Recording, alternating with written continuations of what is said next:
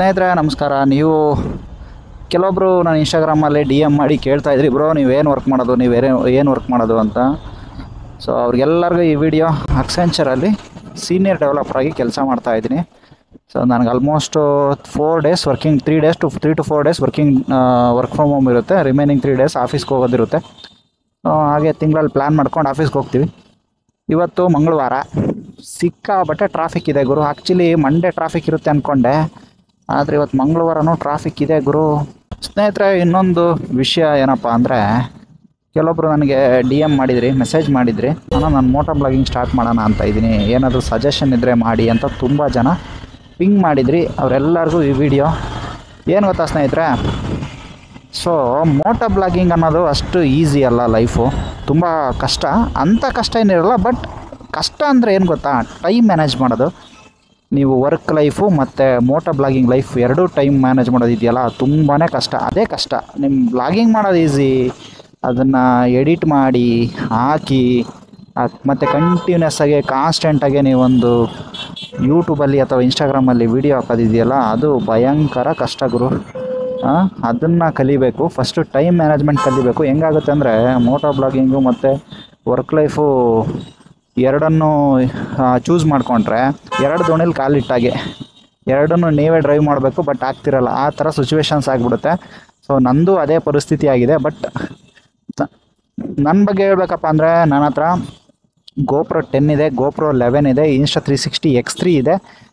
Editing ಮಾಡೋಕ್ಕೆ ಅಂತಲೇ ಒಂದು ಲ್ಯಾಪ್ಟಾಪ್ ತೊಗೊಂಡಿದ್ದೀನಿ.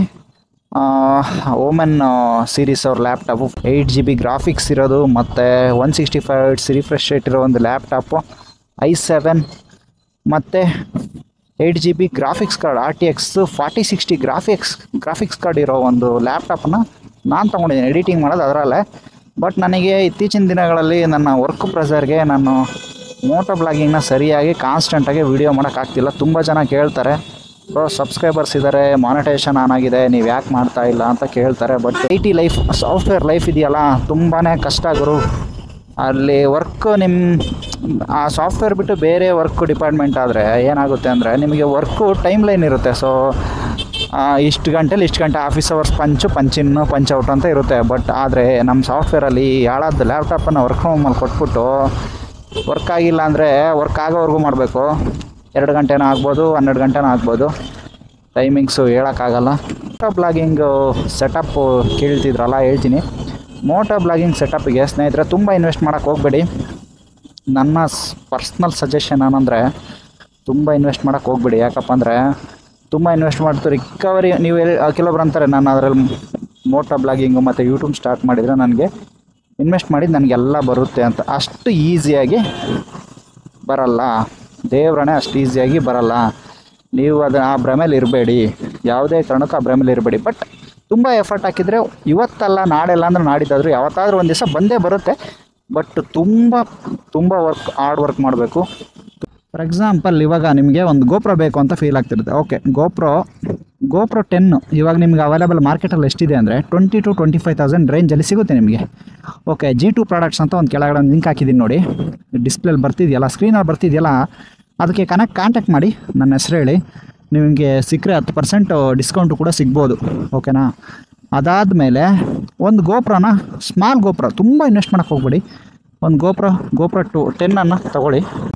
ಅದು ಬಿಟ್ಟರೆ ಮೋನದು ಒಂದು ವೈರ್ಡ್ ಮೈಕ್ ಬರುತ್ತಿಲ್ಲ, ಹಾಕಿದ್ದೀನಿ ನಾನು. ಈ ವೈರ್ ತೊಗೊಳ್ಳಿ. ಇದು ವೈರ್ ಅರೌಂಡ್ ನಿಮಗೆ 350 ರುಪೀಸಿಗೆ ಸಿಗುತ್ತೆ. ಆಫರಲ್ಲಿ ನಿಮಗೆ 350 ಸಿಗುತ್ತೆ. ಯಾವಾಗಲೂ ಅದು ಆ್ಯಕ್ಚುಲಿ 450-500 ರುಪೀಸ್ ಇರುತ್ತೆ. ಬಟ್ ಸಮ್ಟೈಮ್ಸ್ ಇದು 350 ರುಪೀಸಿಗೆ ಸಿಗುತ್ತೆ ಇದು. ಆ್ಯಂಡ್ ಅದಕ್ಕಿಂತ ಇಂಪಾರ್ಟೆಂಟು,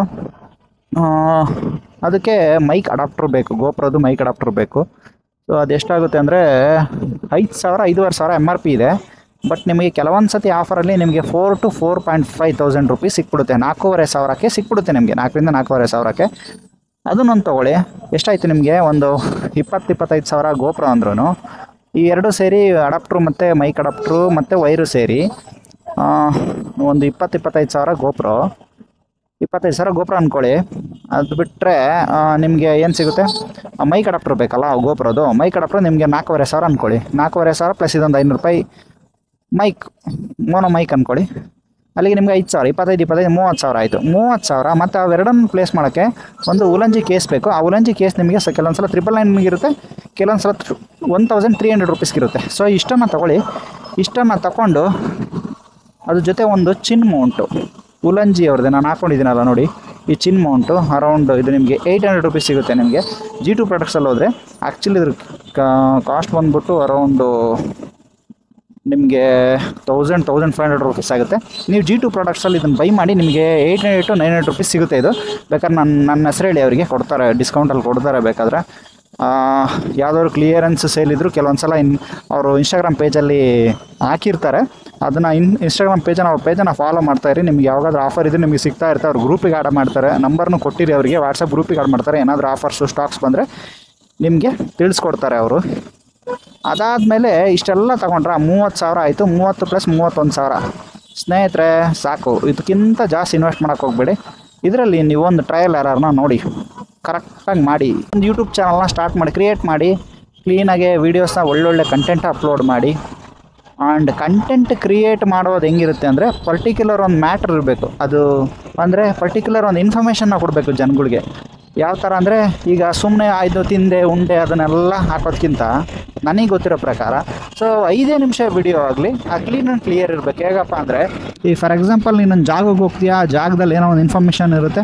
ಸೊ ಏನೂ ಇಲ್ಲ ಅಂದರೂ ನಿಮ್ಗೇನೂ ಗೊತ್ತಿಲ್ಲ ಅಂದ್ರೂ ಫಾರ್ ಎಕ್ಸಾಂಪಲ್ ಈಗ ಒಂದು ಯಾವುದೋ ಒಂದು ಫಾಲ್ಸಿಗೆ ಹೋಗ್ತೀಯಾ, ಆ ಫಾಲ್ಸು ಏನಿದೆ, ಎಷ್ಟು ದೂರ ಇದೆ, ಇದರಲ್ಲಿ ಏನು ಸಿಗುತ್ತೆ, ಇಲ್ಲಿ ಸೆಕ್ಯೂರಿಟಿ ಏನಿದೆ, ಸೇಫ್ಟಿ ಏನಿದೆ, ಸೊ ಯಾರೆಲ್ಲ ಬರಬಹುದು, ಈ ಥರ ಒಂದು ನೀವೊಂದು ಇನ್ಫಾರ್ಮೇಷನ್ನ ಕೊಟ್ಟರೆ ನಿಮಗೆ ಸಿಕ್ಕಾಬಟ್ಟೆ ವ್ಯೂಸ್ ಬರುತ್ತೆ. ಸುಮ್ಮನೆ ಯಾಕೆ ಜನಗಳ್ದು ಇಂಪ್ರೆಷನ್ ಹೆಂಗೆ ಹೋಗುತ್ತೆ, ಬೇಡ ಕ್ರಿಯೇಟ್ ಆಗುತ್ತೆ ಅಂದರೆ ನೀವು ಸುಮ್ಮನೆ ಉಂಡಿದ್ದು ತಿಂದಿದ್ದು ಎಲ್ಲ ಹಾಕೊಂತ ಕುತ್ಕೊಂಡ್ರೆ ಇವಂದು ಇದೇ ಕೇಸು, ಏನು ಇನ್ಫಾರ್ಮೇಷನ್ ಇರೋಲ್ಲ, ಸುಮ್ಮನೆ ಆಗ್ತಾನೆ ಅಂತ ಫೀಲ್ ಮಾಡ್ಕೊತಾರೆ ಜನ. ಸೊ ಅದನ್ನು ಮಾಡೋಕ್ಕೆ ಹೋಗಬೇಡಿ. ನಾನು ಹೇಳಿರೋ ಪ್ರಕಾರ ಒಂದು ರೈಟ್ ಇನ್ಫಾರ್ಮೇಷನ್ ಕರೆಕ್ಟ್, ಅಲ್ಲಿನ ಪ್ಲೇಸಿನ ಬಗ್ಗೆ ಮತ್ತು ಎಷ್ಟು ಕಿಲೋಮೀಟ್ರ್ ಇದೆ, ಅಲ್ಲಿ ಸೇಫ್ಟಿ ಬಗ್ಗೆ ಏನು, ಪಾರ್ಕಿಂಗ್ ಇದೆಯಾ ಅಥವಾ ಎಂಟ್ರಿ ಫೀಸ್ ಇದೆಯಾ, ಅಥವಾ ಅಲ್ಲಿ ಯಾವ ಥರ ಇದೆ, ಯಾವ ಟೈಮಿಂಗ್ಸ್ ಓಪನ್ ಆಗುತ್ತೆ ಏನು, ಈ ಥರ ಒಂದು ನಾನು ಎಕ್ಸಾಂಪಲ್ ಕೊಡ್ತಾಯಿದ್ದೀನಿ. ಈ ಥರ ಒಂದು ವೀಡಿಯೋನ ಕ್ರಿಯೇಟ್ ಮಾಡಿ ಜಸ್ಟ್ 15 ನಿಮಿಷ 20 ನಿಮಿಷ ಹಾಕೋದಕ್ಕೆ ಯಾರೂ ನೋಡೋಲ್ಲ. 5 ನಿಮಿಷ ಹಾಕಿ ಬ್ರೋ, ಸಿಕ್ಕಾಪಟ್ಟೆ ನೋಡ್ತಾರೆ ಜನ. ಕರೆಕ್ಟಾಗಿ ಒಂದು ಎಕ್ಸಾಕ್ಟಾಗಿ ಒಂದು ತಮ್ನೈಲ್ನ ಕ್ರಿಯೇಟ್ ಮಾಡಿ. ಏನೂ ಇಲ್ಲ, ಬೇಸಿಕ್ ನನ್ನ ಹತ್ರ ಇದೆ ಅಂದರೆ ತಮ್ನೈಲ್ ಕ್ರಿಯೇಟ್ ಮಾಡೋಕ್ಕೆ ಇನ್ಶಾರ್ಟ್ನ ಯೂಸ್ ಮಾಡಿ. ಇನ್ಶಾರ್ಟ್ ಇಲ್ಲಾಂದರೆ ಕ್ಯಾನ್ವಾ ಯೂಸ್ ಮಾಡಿ. ಈ ಎರಡನ್ನು ಯೂಸ್ ಮಾಡಿ ತಮ್ನೈಲ್ನ ಕ್ರಿಯೇಟ್ ಮಾಡಿ. ಕ್ಲೀನಾಗೆ ತಮ್ನೈಲಿಗೆ ಕಲರ್ ಗ್ರೇಡಿಯಂಟ್ಸ್ ಕೊಡ್ರಿ. ಕಲರ್ ಗ್ರೇಡಿಯಂಟ್ಸ್ ಕೊಟ್ಟಿದ್ದಾದಮೇಲೆ ಕ್ಲೀನಾಗೆ ತಮ್ನೈಲ್ನ ಅಪ್ಲೋಡ್ ಮಾಡಿ. ಮತ್ತು ಯೂಟ್ಯೂಬ್ ಆಲ್ಗರಿದಮ್ದು ಒಂದು ಚಾರ್ಟ್ ಸಿಗುತ್ತೆ, ಆ ಚಾರ್ಟ್ನ ಯೂಸ್ ಮಾಡಿ ಹಾಕಿ, ಸಿಕ್ಕಾಬಟ್ಟೆ ವ್ಯೂಸ್ ಬರೋಕ್ಕೆ ಸ್ಟಾರ್ಟ್ ಆಗುತ್ತೆ ಸ್ನೇಹಿತರೆ. ಇಷ್ಟೇ. ಇದು ಬಿಟ್ಟರೆ ಮೋಟೋ ಬ್ಲಾಗಿಂಗ್ದು ಅಷ್ಟು ಟಿಪ್ಸ್ ಏನೂ ಇಲ್ಲ.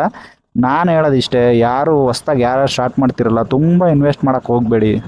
ಆ್ಯಕ್ಚುಲಿ ನಾನು ತುಂಬ ಇನ್ವೆಸ್ಟ್ ಮಾಡಿಬಿಟ್ಟಿದ್ದೀನಿ, ಬಟ್ ನಾನೇನು ಯೂಸ್ ಮಾಡ್ತಾಯಿಲ್ಲ.